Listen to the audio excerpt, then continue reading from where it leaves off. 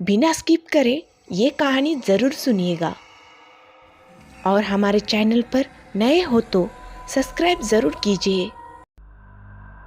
विवेक और श्रद्धा की शादी को कुछ ही दिन हुए थे और वो आज दोनों अपने हनीमून के लिए होटल में जा रहे थे। विवेक, अभी होटल कितनी दूर है?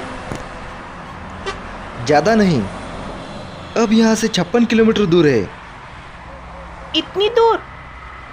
बस हम दोनों सही टाइम पर पहुँच जाए। मौसम बहुत ही खराब है, कहीं बारिश शुरू न हो जाए। श्रद्धा के कहते ही जोर की बिजली कड़की और बारिश शुरू हो गई। कुछ और ही बोल देती, वो भी सच हो जाता। देखो ना, तुमने अभी कहा ही था कि बारिश शुरू हो गई। ऐसा कुछ नहीं है, मौसम तो पहले से ही खराब था। कोई भी अंदाज़ा लगा सकता था कि बारिश होने वाली है। दोनों हंसी मजाक करते हुए आराम से उस होटल की तरफ बढ़ रहे थे जहां विवेक ने उनके लिए रूम बुक किया था। लेकिन बारिश बहुत तेज होने लगी थी और अचानक पेट्रोल भी एंडिंग पर नजर आने लगा। हे भगवान, ये फ्यूल इतनी जल्दी ख़त्म कैसे हो रहा है? तुमने चलने से पहले चेक नहीं किया था क्या?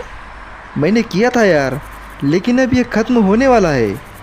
विवेक ये देखकर हैरान था कि जब टैंक फुल करवाया था तो टैंक अचानक कैसे खाली हो रहा है।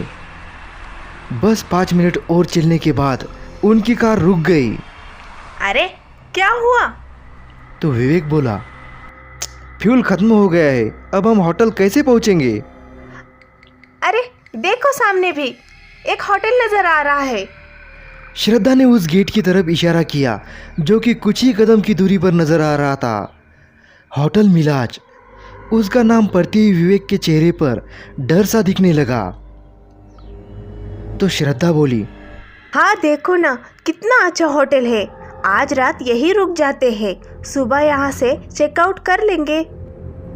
विवेक पता नहीं होटल में जाने से क्यों कतरा रहा था, लेकिन श्रद्धा के आगे उसकी कहाँ चलने वाली थी और वैसे भी उसके पास वही रुकने के अलावा और कोई दूसरा रास्ता भी नहीं था।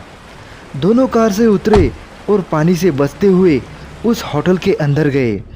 रिसेप्शन से उन्हें रूम नंबर 108 की चाबी मिली। तो विवेक बोला, कोई और रूम नहीं है? ये 108 ही क्यों दे रहे हैं? अरे क्या हो गया तुमको? रूम नंबर 108 है तो क्या हुआ? इसमें डरने वाली बात क्या है? विवेक डर रहा था, तभी श्रद्धा ने रिसेप्शन से चाबी ले ली। वे दोनों रूम नंबर 108 में पहुंचे। वाह, रूम तो काफ़ी अच्छा है। बस आप कुछ खाने को ऑर्डर कर देती हूँ, बहुत ज़ोर की भूख लगी है। ये कहते हुए श्रद्धा ने रिसीवर उठाया और रूम सर्विस को ऑर्डर दिया। उन्होंने श्रद्धा को मेनू बताया और श्रद्धा ने ऑर्डर दे दिया। फिर दोनों बैठकर बातें करने लगे। कुछ देर बाद डोरबेल बजी और श्रद्धा ने उठकर दरवाज़ा खोला। रूम सर्विस बॉय ने जैसे ही विवेक को देखा, उसके चेहरे का रंग उड़ गया। सर्विस बॉय बोला, सर अब अच्छा हुआ आप यहाँ आ गए। आपको पता भी नहीं है कि उस रात के बाद मेरे साथ क्या क्या हो रहा है। यह सुनकर विवेक चौंक गया और श्रद्धा भी हैरान रह गई। श्रद्धा बोली, विवेक, ये क्या बोल रहा है? क्या तुम पहले भी यहाँ आ चुके हो? नहीं, मैं तो यहाँ पहली बार आया हूँ। विवेक ने सर्विस बॉय से कहा कि तुमको कोई गलत फहमी हुई है। तो सर्विस बॉय बोलता है, नहीं सर, मुझे कोई गलत फहमी नहीं हुई है, मैं आपको पहचान गया हूँ। विवेक ने उसकी बात को वही काटकर उसे डांटते हुए कहा, तुम खाना देकर यहाँ से जाओ, नहीं तो मैं अभी मैनेजर से कहकर तुम्हारी याददाश्त ठीक करवा दूंगा। ये सुनकर वो डर गया और खाने की ट्रॉली उनके पास छोड़कर चला गया। श्रद्धा को यह बात बहुत अजीब लग रही थी, लेकिन फिर भी उसने विवेक से कोई सवाल नहीं किया और दोनों ने साथ बैठकर खाना खाया। सर्विस बॉय वहां से निकलकर कॉरिडोर से जा रहा था, तभी उसको किसी की हंसने की आवाज सुनाई दी। आखिर वो दिन आ ही गया जिसका मुझे इंतजार था। यह सुनकर वो डर गया और पीछे पलटकर देखा तो वहाँ कोई नहीं था। सर्विस बॉय डर के उसे कहने लगा, अब वह यहाँ आ चुका है, तुम अब मुझे डराना छोड़ दो। तेरे जिंदा रहने से मुझे कोई फायदा नहीं है। तू उसको यहाँ लेकर नहीं आया, मैं ही उसको यहाँ रोकने के लिए मजबूर किया। अब तेरे जिंदा रहने का कोई मतलब नहीं। ऐसा कहकर उसके सामने आ गई। ये लड़की बहुत ही डरावनी लग रही थी। उसकी आंखें पीली और चेहरा नीला पड़ा हुआ था। वह चिल्लाया, लेकिन अगले ही पल वह लड़की उसका गला पकड़ ली और उसे जमीन से ऊपर उठा दिया और उसके पैर हवा में छटपटा रहे थे और सांस खींचने लगी थी। तभी एक झटके के साथ वह लड़की ने उसकी गर्दन घुमाई और धड़ से अलग कर दी। उधर श्रद्धा और विवेक खाना खत्म कर चुके थे। तभी श्रद्धा बोली, खाना तो बहुत टेस्टी था, मैं जरा वॉशरूम होकर आती हूँ। यह कहकर श्रद्धा उठी और वॉशरूम में चली गई। विवेक मोबाइल निकालकर उस होटल में कॉल करने लगा जहां उसने रूम बुक किया था। यहाँ तो नेटवर्क भी नहीं है। आज ये मेरे साथ क्या क्या हो रहा है। क्या हुआ विवेक, तुम इतना परेशान क्यों लग रहे हो? ये कहकर विवेक ने श्रद्धा की तरफ देखा और उसको देखता ही रह गया। उसने रेड कलर टॉप और शॉर्ट पहनी हुई थी। श्रद्धा उसकी तरफ देखकर मुस्कुरा रही थी।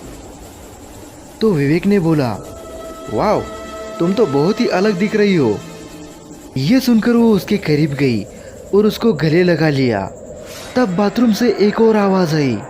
वो थी श्रद्धा की। विवेक, तुम किससे बात कर रहे हो? किसी का कॉल आया है क्या? श्रद्धा की ये आवाज वॉशरूम से आ रही थी, जिसे सुनकर विवेक हक्का बक्का सा रह गया। अगर श्रद्धा वॉशरूम में है तो ये कौन है? ये कहकर वह अलग हो गया। वो लड़की श्रद्धा नहीं बल्कि वही भूत वाली लड़की थी जिसने कुछ देर पहले वेटर को मारा था। उसका भयानक रूप देखकर विवेक डर गया और चिल्ला उठा। उसकी चीख सुनकर श्रद्धा वॉशरूम से बाहर निकली और उसको देखकर वो भी डर गई।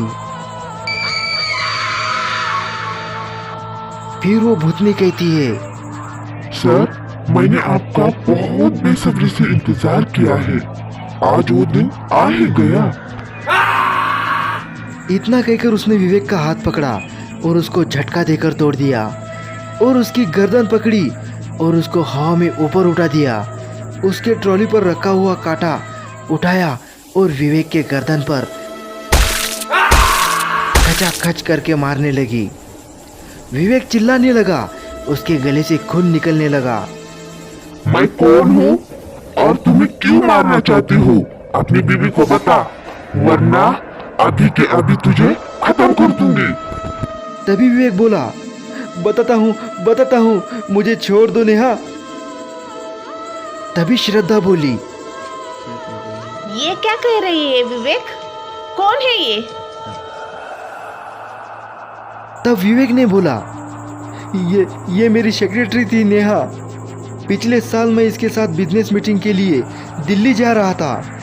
हम एक रात यहाँ रुके थे, लेकिन मुझसे एक गलती हो गई। कैसी गलती?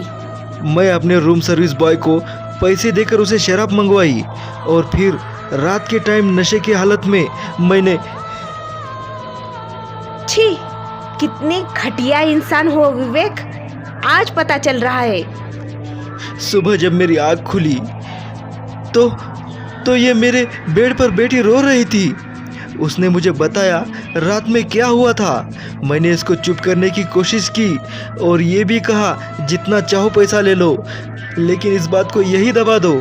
लेकिन इसने एक बात नहीं मानी, बल्कि ये कही मुझको इससे शादी करनी पड़ेगी। ये मेरे ही सामने पुलिस को कॉल कर रही थी।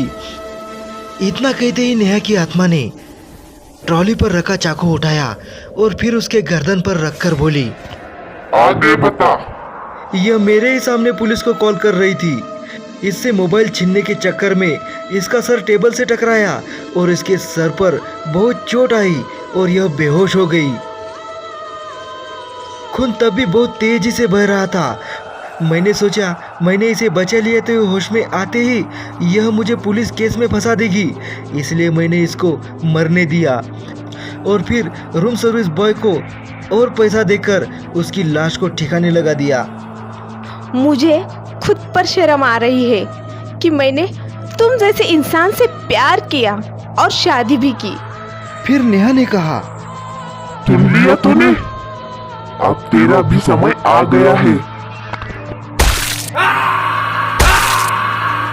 यह कहकर नेहा की आत्मा ने हाथ में पकड़े चाकू से एक नहीं बल्कि कई बार विवेक के पेट में घोंप दिया और फिर वही चाकू उसके गले पे से फेर कर उसको खत्म कर दिया।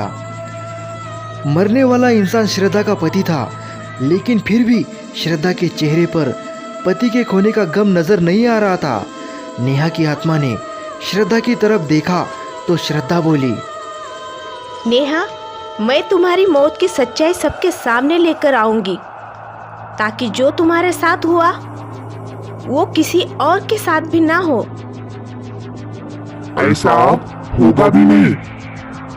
आगे से अब कोई भी लड़का किसी की जिंदगी खराब करने के बारे में सोचेगा भी तो उसकी ख्वाहिश पूरी करने में वापस आऊंगी। हमारी ऐसी ही दूसरी कहानियाँ सुनने के लिए स्क्रीन पे जो वीडियो दिख रहा है उसे क्लिक कीजिए और डरावनी कहानियों का मजा लीजिए।